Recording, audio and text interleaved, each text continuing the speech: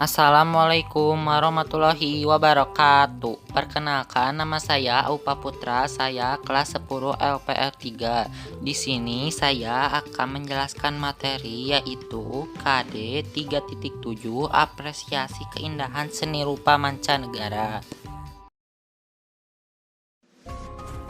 A. Konsep umum seni rupa timur.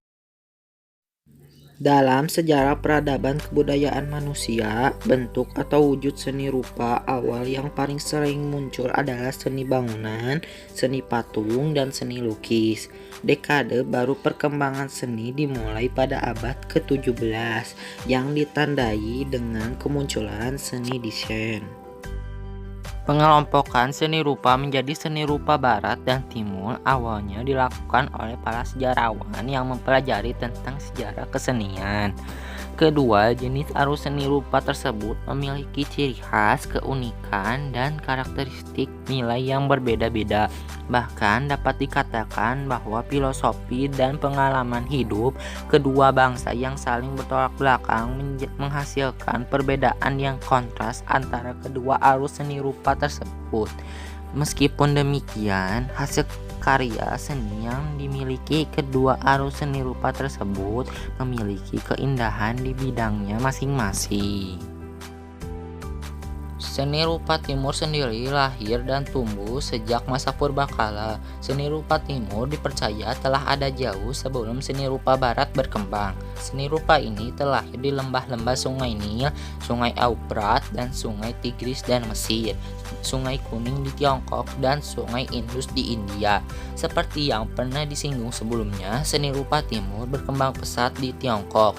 Hasil seni rupa yang berakar dari kebudayaan Tiongkok tercermin melalui berbagai karya, seperti kerajinan gerabah dari porselen ataupun lukisan. Pesatnya kemajuan seni rupa dan peradaban di Tiongkok turut memengaruhi wilayah-wilayah di sekitarnya, seperti Indonesia dan Tiongkok dan Jepang. B. Konsep keindahan seni rupa Tiongkok.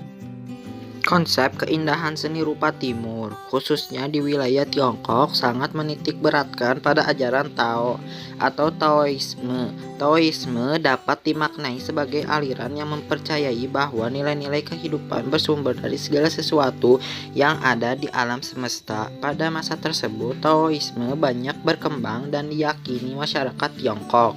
Oleh sebab itu, perkembangan seni di Tiongkok juga dapat berlandaskan pada Taoisme.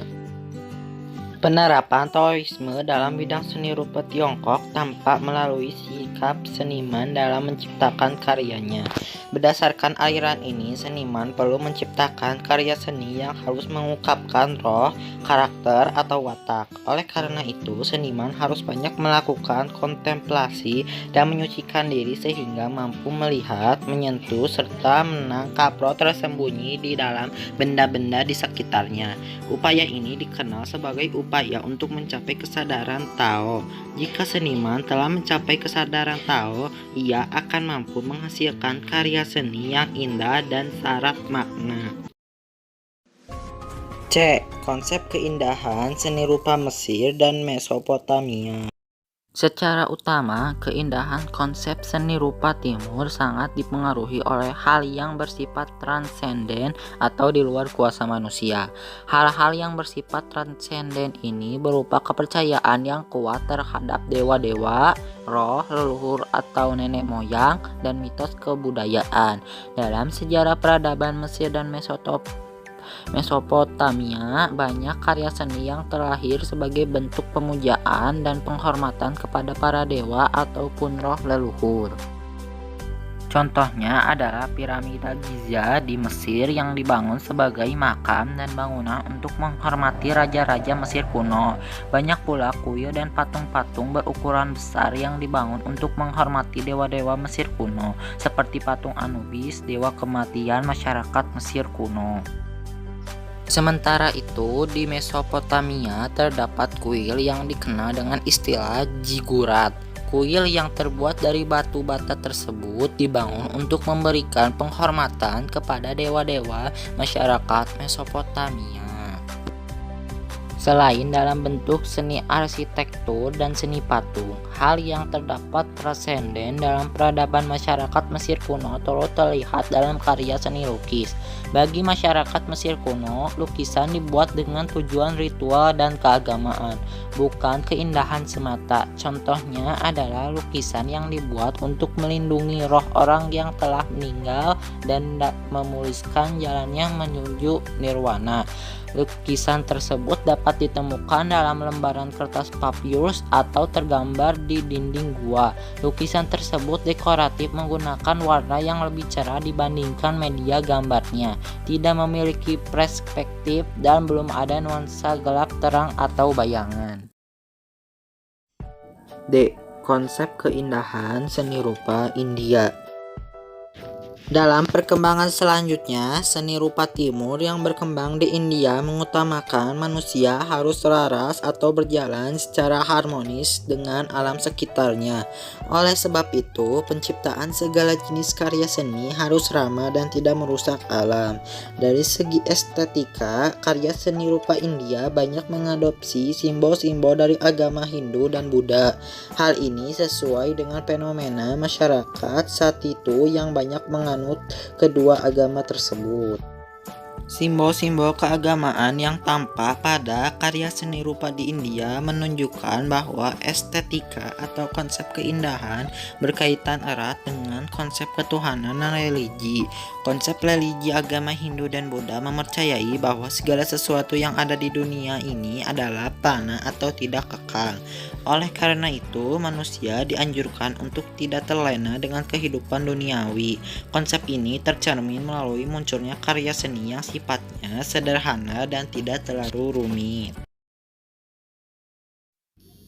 E. Konsep keindahan seni rupa Timur Tengah. Konsep keindahan yang dianut oleh negara-negara di Timur Tengah seperti Persia sangat terpengaruh oleh ajaran Islam yang berkembang dan berpengaruh luas di kawasan itu. Pandangan-pandangan tentang keindahan banyak terinspirasi dari sumber agama tersebut. Sebagai contoh, ajaran Islam sangat melarang penggambaran makhluk hidup. Sementara itu, berkembang pula anggapan bahwa seni yang baik dan indah adalah seni yang sejalan dengan ajaran Islam. Oleh karena itu, bentuk seni yang terlahir dan berkembang adalah karya berupa ornamen atau arabeska. Pembatasan diri agar jangan menciptakan gambaran makhluk hidup secara realistis akhirnya menghasilkan kreativitas dimensi estetis yang unik, yakni bersifat simbolik dan non-nutrialisis. Contoh karya seni yang muncul dari kondisi tersebut adalah kaligrafi, ornamen-ornamen geometris, arsitektur masjid, dan motif stilasi berbentuk tumbuh-tumbuhan pada permadani. F. Konsep keindahan seni rupa Indonesia.